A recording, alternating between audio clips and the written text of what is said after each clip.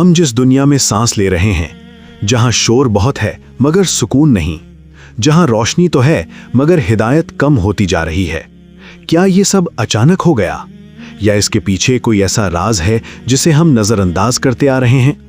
یہ وہی دنیا ہے جس کے بارے میں نبی کریم صلی اللہ علیہ وسلم نے صدیوں پہلے خبر دی تھی۔ آپ صلی اللہ علیہ وسلم نے فرمایا تھا کہ ایک وقت ایسا آئے گا جب ظلم عام ہو جائے گا، ناانصافی ہر طرف پھیل جائے گی، حق کو پہچاننا مشکل اور باطل کو قبول کرنا آسان ہو جائے گا۔ لوگ سچ بولنے والوں کو بوجھ سمجھیں گے اور جھوٹ کو فن اور عقل مندی کا نام دیں گے۔ ایمان دلوں میں کمزور پڑ جائے گا اور دنیا سب سے بڑی ترجیح بن جائے گی۔ ایسے ہی ایک دور کے لیے جب زمین ظلم سے بھر چکی ہوگی، اللہ تعالیٰ ایک خاص بندے کو بھیجے گا جو زمین کو عدل و انصاف سے بھر دے گا، جیسے وہ پہلے ظلم و جور سے بھر چکی ہوگی۔ اسی عظیم شخصیت کو ہم امام مہدی علیہ السلام کے نام سے جانتے ہیں۔ امام مہدی کوئی افسانوی کردار نہیں، کوئی کہانی نہیں، کوئی خواب یا خیال نہیں، بلکہ یہ ایک ایسا عقیدہ ہے جس پر امت مسلمہ کے جلیل القدر علماء، محدثین اور فقہاء کا اتفاق ہے۔ اگرچہ قرآن مجید میں امام مہدی کا نام صراحت کے ساتھ نہیں آیا، لیکن قرآن میں اللہ تعالیٰ کا وہ وعدہ بار بار دہرایا گیا ہے کہ جب زمین پر ظلم حد سے بڑھ جائے گا تو اللہ کمزوروں کو وارث بنائے گا اور انہیں قیادت عطا کرے گا۔ اللہ تعالیٰ قرآن میں فرماتا ہے کہ ہم نے ارادہ کر لیا ہے کہ ہم ان لوگوں پر احسان کریں جو زمین میں کمزور کر دیے گئے، اور انہیں پیشوا بنا دیں اور انہیں ہی وارث بنا دیں۔ یہ اللہ کا اٹل قانون ہے، یہ اس کی سنت ہے جو ہر دور میں دہرائی گئی ہے۔ جب فرعون کا ظلم بڑھا تو موسیٰ علیہ السلام آئے، جب نمرود کا غرور بڑھا تو ابراہیم علیہ السلام آئے، اور جب قیامت سے پہلے زمین ظلم سے بھر جائے گی تو امام مہدی علیہ السلام کا ظہور ہوگا۔ نبی کریم صلی اللہ علیہ وسلم نے واضح الفاظ میں فرمایا کہ اگر دنیا کا صرف ایک دن بھی باقی رہ جائے تو اللہ اس دن کو اتنا طویل کر دے گا کہ میرے اہل بیت میں سے ایک شخص ضرور ظاہر ہو جو زمین کو عدل سے بھر دے۔ یہ حدیث صرف ایک روایت نہیں بلکہ مختلف صحابہ سے مختلف الفاظ میں مروی ہے، اور اہل سنت کے نزدیک یہ ایک مضبوط اور ثابت شدہ حقیقت ہے۔ رسول اللہ صلی اللہ علیہ وسلم نے یہ بھی فرمایا کہ امام مہدی میرے گھرانے سے ہوں گے، فاطمہ رضی اللہ عنہا کی اولاد میں سے ہوں گے، یعنی وہ بنی ہاشم میں سے ہوں گے، اہل بیت میں سے ہوں گے، اور رسول صلی اللہ علیہ وسلم کے خون اور نسب سے ہوں گے۔ یہ بات خود اس حقیقت کو واضح کر دیتی ہے کہ امام مہدی کوئی عام سیاسی لیڈر نہیں ہوں گے، بلکہ ان کا تعلق براہ راست اس پاک خاندان سے ہوگا جسے اللہ نے خود قرآن میں پاکیزہ قرار دیا۔ جب امام مہدی کا زمانہ آئے گا تو دنیا کی حالت نہایت خراب ہو چکی ہوگی۔ ظلم صرف حکمرانوں تک محدود نہیں ہوگا بلکہ معاشرے کی رگ رگ میں اتر چکا ہوگا۔ انسان کی جان کی کوئی قیمت نہیں ہوگی، حق بات کہنے والا تنہا رہ جائے گا، دیندار اجنبی سمجھا جائے گا، اور گناہ کو آزادی کا نام دیا جائے گا۔ نبی کریم صلی اللہ علیہ وسلم نے فرمایا تھا کہ ایک ایسا وقت آئے گا جب انسان صبح مومن ہوگا اور شام کو کافر ہو جائے گا، یعنی ایمان اتنا نازک ہو جائے گا کہ ذرا سا دباؤ اسے توڑ دے گا۔ یہ بات بھی یاد رکھنا بہت ضروری ہے کہ امام مہدی نبی نہیں ہوں گے، ان پر وحی نازل نہیں ہوگی، وہ کوئی نیا دین لے کر نہیں آئیں گے، وہ قرآن اور سنت کے مطابق ہی فیصلہ کریں گے اور رسول اللہ کی شریعت کو زندہ کریں گے۔ ان کا مقصد دین کو بدلنا نہیں بلکہ دین کو اس کی اصل روح کے ساتھ قائم کرنا ہوگا۔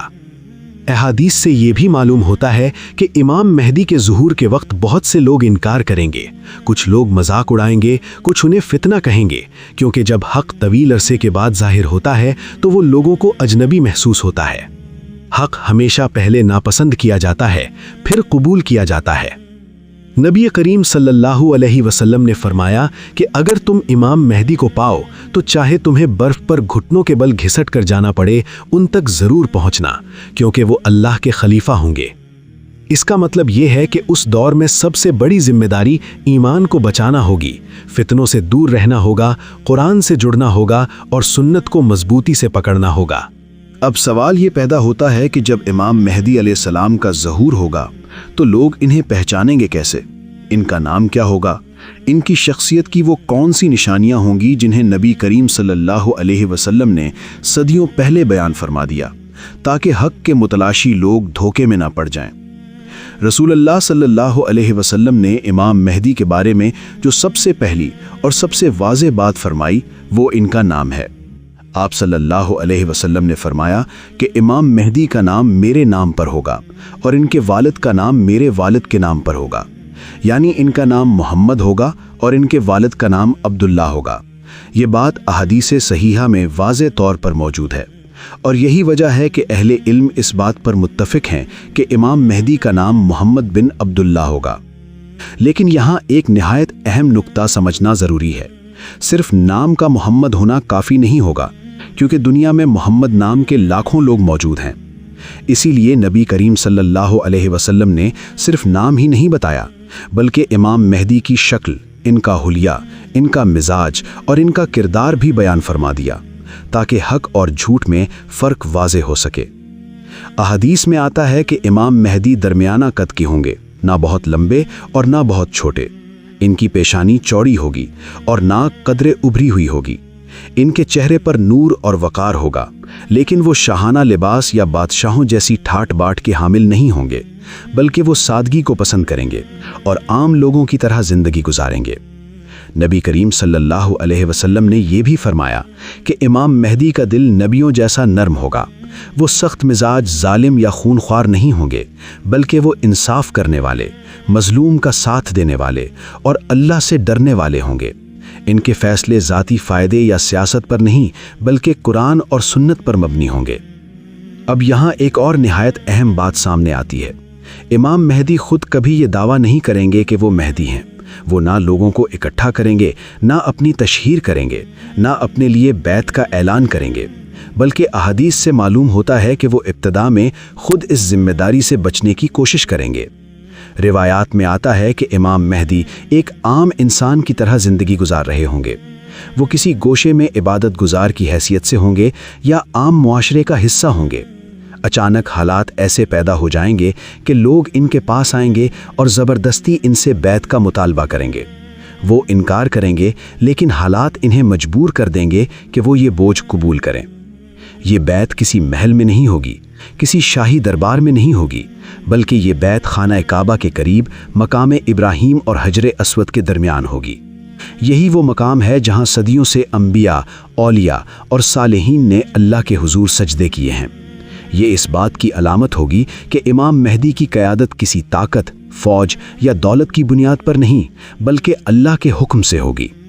जब इमाम मेहदी की बैत होगी तो पूरी दुनिया इन्हें फ़ौरन कबूल नहीं करेगी, बल्कि बहुत से लोग इनकार करेंगे, बहुत से लोग इन पर इल्ज़ाम लगाएंगे और कुछ लोग इन्हें फितना कहकर रद्द कर देंगे। क्योंकि जब हक़ एक तवील अरसे बाद ज़ाहिर होता है तो वो लोगों की ख्वाहिशात के ख़िलाफ़ होता है, और यही वजह है कि लोग इसे मानने में हिचकिचाते हैं। नबी करीम सल्लल्लाहु अलैहि वसल्लम ने फरमाया कि इमाम मेहदी के ज़माने में उम्मत में शदीद इख्तलाफ होगा। मुसलमान ग्रोहों में बटे होंगे, हर ग्रोह खुद को हक़ पर समझेगा, और यही इख्तलाफ इमाम मेहदी के लिए सबसे बड़ी आजमाइश होगा। वो तलवार से पहले दिलों को जोड़ने की कोशिश करेंगे, वो जंग से पहले इस्लाह को तरजीह देंगे। अहादीस